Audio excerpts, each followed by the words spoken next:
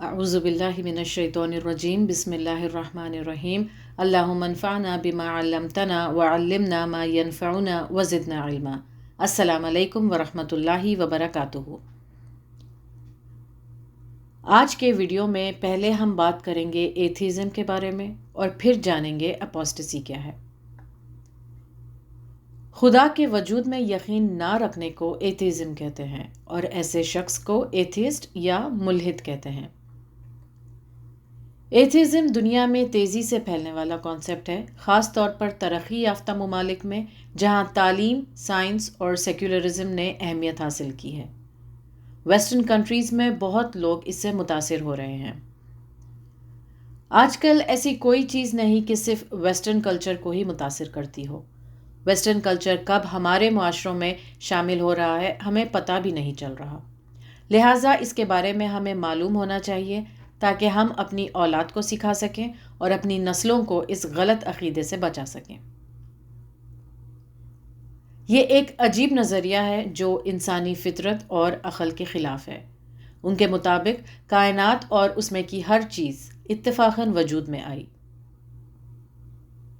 Atheist میں بھی مختلف مکاتب اور نقطہ نظر موجود ہیں۔ ان کی سوچ دلیل اور ثبوت پر مبنی ہوتی ہے۔ ان کے پاس اگر علم پہنچا بھی ہے تو ان کی اپنی سوچ ہے اور وہ اپنی سوچ میں بہت کانفیڈنٹ ہے۔ ان کی ضد انہیں سچ کو سمجھنے اور ماننے سے روکتی ہے۔ ان کا ماننا ہے کہ حکومت کو بھی کسی بھی مذہب کے اصول فالو نہیں کرنا چاہیے۔ مشرک خدا کے نہ ہونے کا دعویٰ نہیں کرتا، وہ اللہ کے ساتھ اور چیزوں کی عبادت کرتا ہے جبکہ عبادت صرف اللہ کی کرنی چاہیے۔ لیکن ایتھیسٹ اللہ کے ایگزسٹنس سے ہی انکار کرتا ہے۔ ایتھیسٹ صرف اللہ کے وجود کو ہی نہیں ٹھکراتا، رسولوں کو، کتابوں کو، قیامت کے دن کو، کسی چیز کو نہیں مانتا۔ اس لحاظ سے وہ کفر کے زیادہ درجے پر ہے۔ اسلام میں اللہ پر یقین ایمان کا بنیادی پہلو ہے۔ خدا کے وجود سے انکار ایک سنگین گناہ ہے۔ مخلوق رہ کر خالق کو کیسے ڈینائی کر سکتے ہیں؟ ایسی مخصوص حدیثیں ہمیں نہیں ملتی جس میں ایتھیزم کا ذکر کیا گیا ہے، لیکن ایسی حدیثیں بہت ہیں جو اللہ پر یقین کی اہمیت پر زور دیتی ہے اور کفر کے خلاف تنبیہ کرتی ہے۔ ان سے یہ پتہ چلتا ہے کہ اللہ پر یقین اسلامی عقیدے میں مرکزی حیثیت رکھتا ہے اور آخرت میں نجات کے لیے ضروری ہے۔ اللہ نے قرآن میں کئی جگہ منشن کیا ہے کہ کیسے مشرکین مکہ نے اللہ کی نشانیوں کو جھٹلایا، انہیں اگنور کیا۔ اس وقت مکہ کے عربز کا یہ حال تھا اور آج شک کرنے والے ایسی سوچ رکھتے ہیں۔ اپنے غرور اور ضد میں وہ حق کا تمام نشانیوں کا انکار کرتے ہیں۔ جو وجوہات وہ اکثر بیان کرتے ہیں وہ ہوتے ہیں برائی کا مسئلہ، کفر کی دلیل اور وحی یا الہام میں آرگیومنٹس۔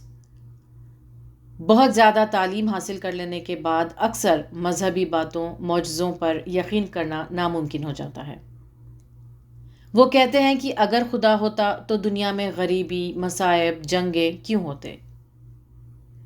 پہلے سے لکھی گئی تقدیر اور انسان کی فری ول میں کانٹرڈکشنز کو بھی ایک وجہ بتائی جاتی ہے۔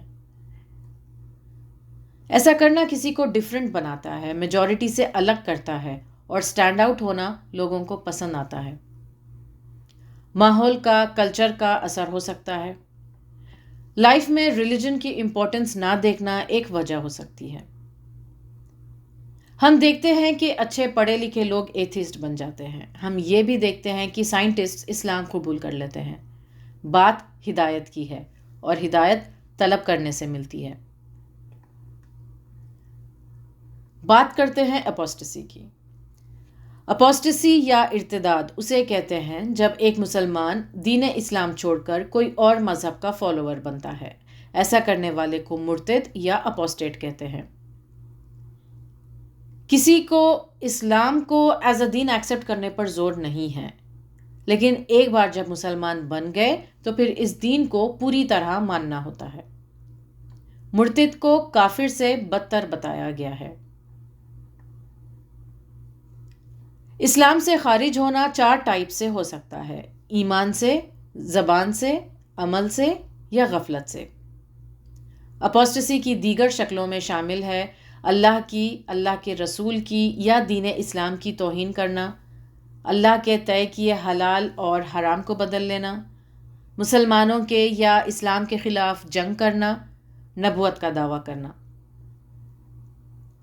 اپوسٹسی کے کچھ ریزنز میں شامل ہیں اسلام اور اس کے ٹیچنگز میں شک یا غلط فہمیاں ہونا، جہنم کے بارے میں سن کر اپسیٹ ہونا اور اسے ایکسیپٹ نہ کر پانا، اسلام کو لے کر کویسچنز پوچھنے کی اجازت نہ ملنا یا پوچھنے پر مناسب جواب نہ دیے جانا، یہ سوچنا کہ کوئی کیسے جان سکتا ہے کہ اسلام ہی درست دین ہے، اسلام کے ٹیچنگز کو سختیاں اور پابندیاں سمجھنا، اس کے رولز اینڈ ریگولیشنز کو ایکسیپٹ نہ کر پانا، اس سے کنونس نہ ہو پانا، اسلام کو اپنی آزادی اور ماڈرنزم کے لیے خطرہ سمجھنا، شیطان کا ایموشنز کے ساتھ کھلواڑ کرنا، کسی بھی اخلاقی پابندی کے بغیر لاپرواہ طرز زندگی گزارنے کی خواہش رکھنا، اینٹی مسلم ڈسکریمنیشن، بدسلوکی، احساس کمتری، کسی اور مذہب کے شخص سے شادی کرنے کی خواہش میں ایسا کرنا، لوگوں سے ترک ہونا یا اللہ سے ڈسکنیکٹڈ فیل کرنا، کانسپریسیز اور فورسفل کنورژنز۔ اپوسٹسی کا ذکر قرآن میں کیا گیا ہے، البتہ اس کی سزا کا مینشن احادیث میں ہے۔ رسول اللہ صلی اللہ علیہ وسلم کی زندگی میں ارتداد میں مبتلا لوگوں کو آپ صلی اللہ علیہ وسلم نے قتل کروایا تھا اور کچھ مرتد کے توبہ کرنے پر انہیں معاف بھی کیا تھا۔ ابو بکر اور علی رضی اللہ عنہم نے بھی اپوسٹیٹس کو سزا دی تھی۔ جب کسی کے مرتد ہونے کا پتہ چلتا ہے تو اسے پہلے سمجھانے کا حکم ہے، اسلام کو لے کر اس کے ڈاؤٹس دور کرنے کا حکم ہے، اس کا دل نرم کیا جا سکتا ہے، جیسے تحفے دیے جا سکتے ہیں، ان کے مسائل حل کیے جا سکتے ہیں، رسپیکٹفل کنورزیشن کی جا سکتی ہے، اسے توبہ کرنے کے لیے کہنا چاہیے اور اسلام کی طرف لوٹنے کا موقع دیا جانا چاہیے۔ اسلامک پرسکرائبڈ سزا کے تحت مرتد کو مار دینے کا حکم ہے اگر وہ ایک بالغ اور عاقل شخص ہو جو پہلے ایمان رکھتا تھا اور پھر اس نے اسلام چھوڑا اور توبہ نہیں کی اور اس نے اپنے ارتداد کو اوپنلی ڈکلیئر کیا۔ اس سزا کا امپلیمنٹیشن صرف اسلامی ریاست کے تحت ہی ہوتا ہے، وہ بھی قاضی کے یا حاکم کے فیصلے پر۔ یہ سزا کوئی خود اپنے آپ کو یا کوئی بھی کسی کو نہیں دے سکتا۔ اسلام میں سزائیں عبرت کے لیے ہیں تاکہ دوسرے لوگ بھی اس راہ پر نہ چل پڑیں۔ یہ انسینسیبل بات نہیں ہے۔ کوئی بھی گروپ، کمیونٹی یا آرگنائزیشن اپنے ممبر کے آئیڈینٹی چینج کرنے، دشمن سے جا ملنے، وفادار نہ ہونے کو ایکسیپٹ نہیں کرتا۔ اپنے دین سے انسبسکرائب کرنا اللہ کے لیے ٹالریبل نہیں ہے۔ اگر کوئی رشتہ دار مرتد بنتا ہے تو اس کے ساتھ قطع تعلق نہیں کرنا ہے، کیونکہ رسول اللہ صلی اللہ علیہ وسلم اپنے صحابہ کو اپنے نان مسلم گھر والوں سے ملنے کی اجازت دیتے تھے۔ کسی مسلمان کا نکاح مرتد سے ہو تو وہ باطل ہے۔ اس کی مثال ہمیں اسلامک ہسٹری میں ملتی ہے۔ ابو سفیان کی مسلمان بیٹی حبیبہ نے اپنے شوہر عبید اللہ بن جہش کے ساتھ حبشہ ہجرت کی تھی۔ وہاں جا کر ان کے شوہر کرسچن بن گئے تھے۔ جب ان کے سمجھانے کے باوجود وہ نہیں سنے تب حبیبہ رضی اللہ عنہا نے انہیں ڈیورس دے دیا۔ بعد میں ان کا نکاح رسول اللہ صلی اللہ علیہ وسلم کے ساتھ ہوا۔ اگر کوئی مسلمان ایتھیزم یا اپوسٹسی کی حالت میں فوت ہو جائے تو اس کے حالات جاننے والے کے لیے جائز نہیں کہ وہ اس کی نماز جنازہ پڑھے۔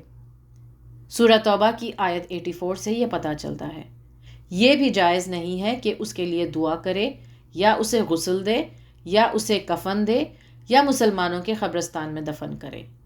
اس کی جائیداد اس کے وارثوں کو نہیں ملنی چاہیے، اسے مال غنیمت سمجھنا چاہیے اور مسلمانوں کی فلاح کے لیے خرچ کرنا چاہیے۔ پہلے ایتھیزم اور اپوسٹسی کو پبلکلی ڈکلیئر نہیں کیا جاتا تھا۔ جتنے لوگ ہر روز دین اسلام چھوڑ رہے ہیں بہت الارمنگ ہے۔ ان کے موومنٹس بھی چل رہے ہیں۔ آج کئی آرگنائزیشنز ایسے لوگوں کو سپورٹ کر رہے ہیں۔ انٹرنیٹ پر فورمز میں اوپن ڈسکشنز ہوتے ہیں جو نوجوانوں کو کنونسنگ لگ سکتے ہیں۔ آج کے زمانے میں ایکسپوجر کی وجہ سے بچوں کے دلوں میں کئی سوال اٹھتے ہیں۔ ان کے سوالوں کا صحیح ڈائریکشن میں جواب دینا ضروری ہے۔ ایمان ایک بہت بڑی نعمت ہے جو ہمیں ایسے ہی مل گئی تھی۔ اس ایمان کے لیے لوگوں نے جانیں دی، فزیکل اور مینٹل ٹارچر سہے، اسے ضائع نہیں کرنا چاہیے۔ اسے بڑھانے کے طریقے ڈھونڈنے چاہیے جس سے دنیا اور آخرت دونوں سنور سکے۔ جب کبھی ایمان کمزور ہونے لگے، شیطان کے وسواس بار بار ستانے لگے تو کثرت سے توبہ کرنا، ایکسٹرا نوافل ادا کرنا، فرائض کی انجام دہی پر زور دینا یوزفل ہے۔ سورہ نحل پڑھنی چاہیے جس میں نعمتوں اور غور و فکر کا بہت سامان ہے۔ اللہ ہم سب کے دلوں کو توحید پر قائم رکھے، ہدایت یافتہ میں شامل کرے۔ وآخر دعوانا الحمد للہ رب العالمین۔ السلام علیکم ورحمۃ اللہ وبرکاتہ۔